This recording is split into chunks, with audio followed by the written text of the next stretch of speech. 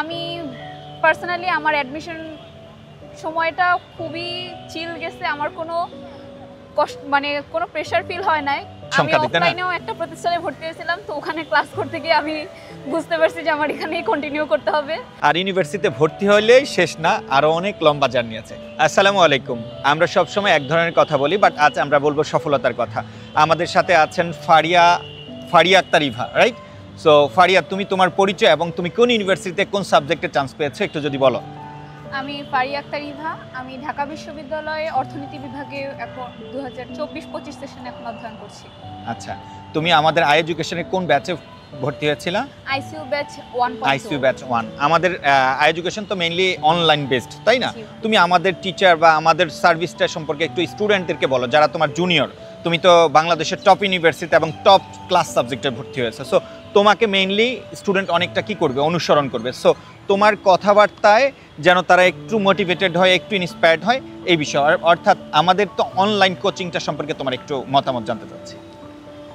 প্রথমত আমার online class নিয়ে আমার তেমন কোনো অভিজ্ঞতা ছিল না, কীরকম হতে পারে ক্লাস, তো একটু রিস্ক নিয়েই আমি ভর্তি হয়েছিলাম ফার্স্টে। তো এরপরে ক্লাসের রুটিন, ভাইয়াদের সবার কমিউনিকেশন স্কিল, সবাই এমনভাবে এত মনোযোগ, এত পরিশ্রম দিয়ে সবাইকে এত ভালো মতন করে আমাদের ক্লাসগুলো নিচ্ছিল। প্রত্যেকটা ক্লাসের পরে আমার আলাদাভাবে কোনো বেশি ইনপুট দেওয়া লাগতেছিল না। ক্লাস করলে একটু রিভাইজ করলেই আমার ওই টপিকগুলো কমপ্লিট হয়ে যাচ্ছিল। আমি পার্সোনালি আমার অ্যাডমিশন সময়টা খুবই চিল গেছে। আমার কোনো কোনো প্রেশার ফিল হয় নাই। আমার সব টপিকগুলো ভাইয়ারা এত সুন্দর মতন কমপ্লিট করে দিয়েছে, আমার আলাদাভাবে কোনো কষ্ট করতে হয় নাই। আচ্ছা, অনলাইনের প্রতি অনলাইন অফলাইন আসলে আমরা যেভাবে পড়াই, অনেস্টলি বলবা, কারণ স্টুডেন্ট এতে উপকৃত হবে। তুমি আমাদের উপর আমি দাঁড়িয়ে আছি, দ্যাটস ওয়াই তুমি বলবা এটা না, তুমি রিয়ালিটিটা বলবা যে অনলাইন এবং অফলাইনে যে আমরা ক্লাস করি, আসলে আমাদের ক্লাস কোয়ান্টিটি মানে কতগুলো ক্লাস দিই, আমরা যেভাবে কমিটমেন্ট স্টুডেন্টদের সাথে করি, আমরা কি ওই রকম সার্ভিস দেই কিনা? জি অবশ্যই, ওই রকম সার্ভিসই আমি অন্তত পেয়েছি। আপনার ক্লাস 1 ঘন্টা 1 ঘন্টা 50 মিনিট 2 ঘন্টা ভাইয়া যতক্ষণ হোক আমাদের খারাপ লাগতো না বা কষ্ট হয়ে যেত না। মানে পড়ার পর পড়া আমরা পড়ে যেতেছি, এর মধ্যে আপনি যে আমাদের মোটিভেশন দিতেন, সব মিলায় আমার কাছে অনলাইন ক্লাসটা খুবই বেটার লাগতো। একদম অনেস্টলি বলবা, সেটা হলো মানে আমরা যেভাবে পড়াই, আমি তো বেসিক্যালি আমি বাংলা পড়াইলে আমি কথা থাকে যে 20-25টা ক্লাস নিব, এর চেয়ে অনেক বেশি নিয়েছি, তাই তো?